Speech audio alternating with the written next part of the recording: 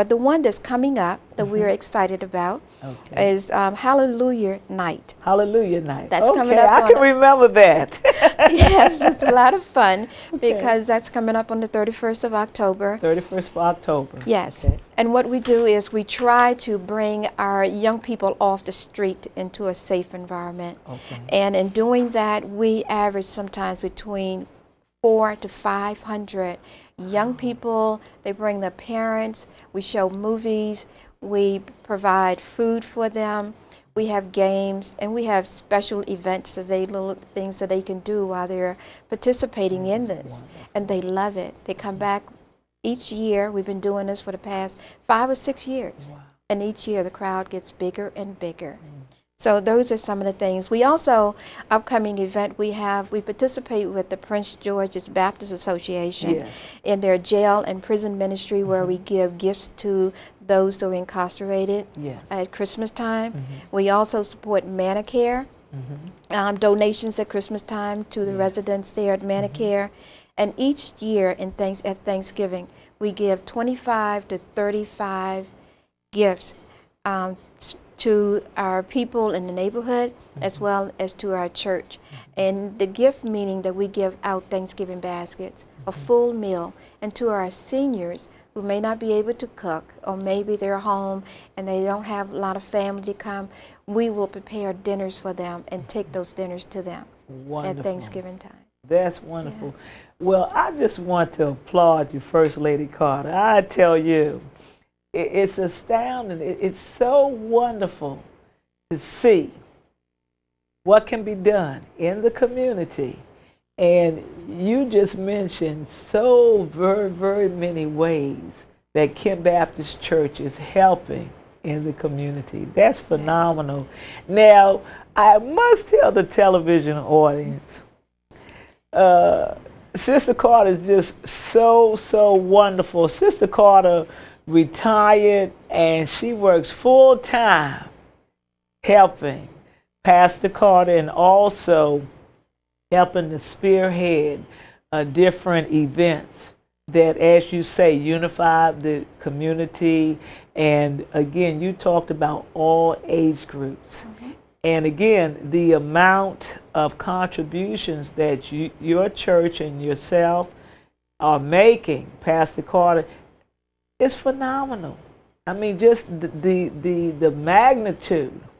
And I was reading recently that I'm trying to think what, there's an initiative, a government initiative, to get faith-based organizations even more involved in doing some other types of educational activities, and I will share that with you at a later time, because I come across quite a bit in terms of reading about opportunities in the community. Very good. Well, I tell you, I have really been very well informed, but now I really want to continue this conversation, because I've heard about Women on Mission, but I know that one of your fortes is organization. And I'm going to look straight into this camera and say that every person who wants to be successful needs to be organized. And if they're not organized, then they need to find an organizer.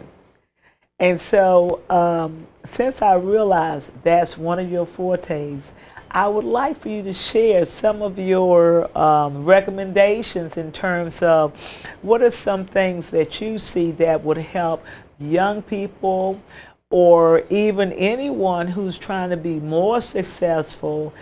Certainly the vast array of programs which you named could not be done unless somebody is organizing, so that you can do the fundraising, so that you can have a variety of activities. Sometimes you have things going on simultaneously, or you have activities that may lead into another activity, or activities that are sort of chronological. So you can't do that without organization. So I'm going to sit here and I'm going to listen and learn along with the audience. Well, first of all, I believe in order to be organized, you have to have a good plan ahead. And I believe in starting, and I'm accustomed to starting my planning early in the game.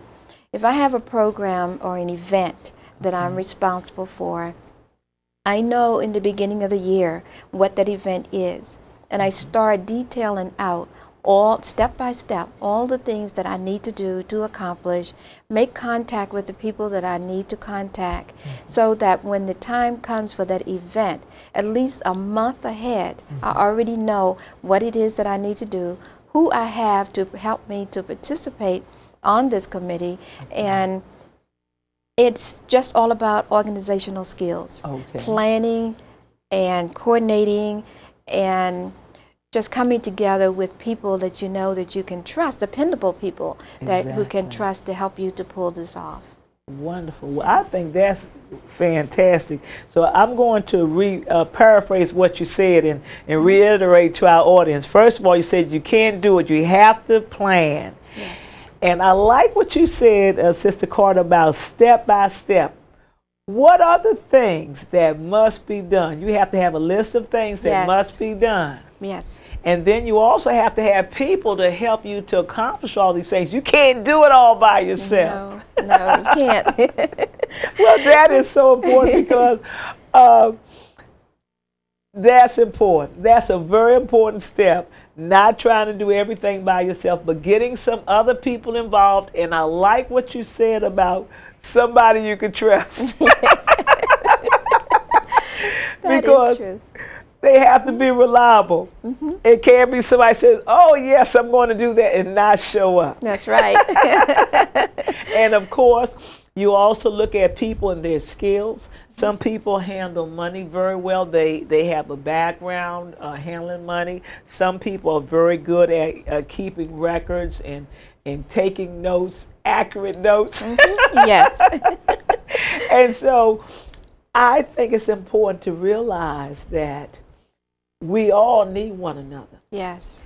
And that we all have special skills. And not only do we have special skills, but we also, as you alluded to earlier, we need education and training. Yes. So that we can become better and become more proficient at what we do. Yes.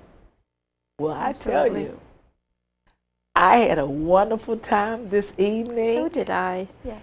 And this program is going to appear during the day, in the evening, and I think that our television audience is going to be pleasantly surprised and pleased with the valuable information that you brought to us today.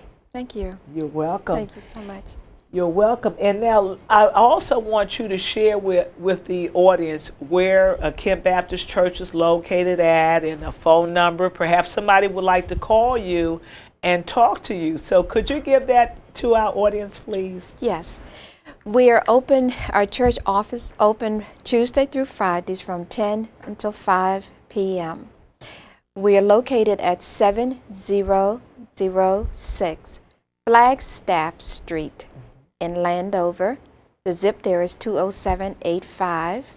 And we also have a website, and that is Kent Baptist, all spelled out, .org. And our telephone number is 301-773-8299. Fantastic. Well, First Lady Carter, Sister Carter, which I prefer to call you because you truly are like a sister to all who meet you. You're very friendly, loving, and kind. Thank you. It's been a pleasure. Thank you so much. You're Thank you welcome. again for inviting me. Thank you. You're welcome, and thank you for coming. Thank you. You're welcome. Okay. Wow, what a wonderful program tonight. Thank you for joining. And if you're watching us during the day, thank you for coming and joining us during the day. This has been an educational moment. I'm your host, Dr. Pat Dingle, and we had a wonderful, wonderful time here, and our very special guest with us is Mrs. Carter, and to her family and friends and to the members of her church. She is First Lady Carter of Kent Baptist Church of Landover, Maryland. Thank you for joining us tonight, and we look forward to seeing you with us again on an educational moment.